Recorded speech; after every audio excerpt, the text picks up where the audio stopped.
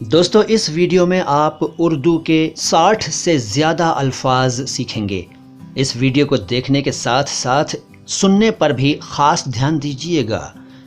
کوئی لڑکی جب سن بلوغت کو پہنچتی ہے تو والدین کو اس کے لیے مناسب رشتے کی فکر ہونے لگتی ہے، اور جب مناسب رشتہ یا یوں کہیں کہ مناسب لڑکا مل جاتا ہے تو اس کے ساتھ لڑکی کی نسبت کر دی جاتی ہے۔ اسے رشتہ طے ہو جانا کہتے ہیں۔ رشتہ طے ہو جانے کے بعد منگنی یعنی سگائی کی رسم ادا کی جاتی ہے۔ کچھ علاقوں میں لال خط کی رسم بھی چلتی ہے۔ شادی سے پہلے شادی کی تاریخ طے کر دی جاتی ہے۔ شادی کی تاریخ طے کرتے وقت دیگر باتوں کے ساتھ ساتھ اس بات کا بھی خیال رکھا جاتا ہے کہ نکاح والے دن سے عین قبل لڑکی نے حیض سے فراغت حاصل کر لی ہو۔ مقررہ تاریخ اور طے شدہ وقت پر بارات آتی ہے اور صحرا باندھے ہوئے دولہا اپنے عزیز و اقارب کے ساتھ آ کر سب کی توجہ کا مرکز بن جاتا ہے۔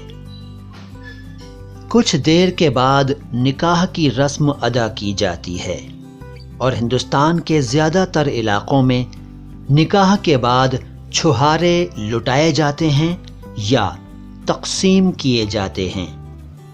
اس کے بعد طعام شروع ہوتا ہے اور حاضرین قورمہ، بریانی، زردہ اور دیگر اقسام کی لذیذ ڈشز کا ذائقہ محسوس کرنے میں مصروف ہو جاتے ہیں۔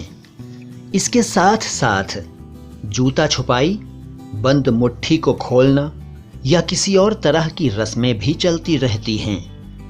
تمام رسمیں ہو جانے اور کھانے وغیرہ سے فارغ ہو جانے کے بعد وقت رخصت آتا ہے، اور پھر لڑکی اپنے والدین، بھائیوں، بہنوں، دیگر رشتہ داروں اور سہیلیوں کے دلوں میں خوشی مگر آنکھوں میں نمی کو اپنی نم آنکھوں سے دیکھتی اور دل ہی دل میں محسوس کرتی ہوئی اپنے خاوند کے ساتھ ایک نئی زندگی کی ابتدا کرنے کے لیے اپنے گھر سے نکل کر اپنے گھر جانے کے لیے چل پڑتی ہے۔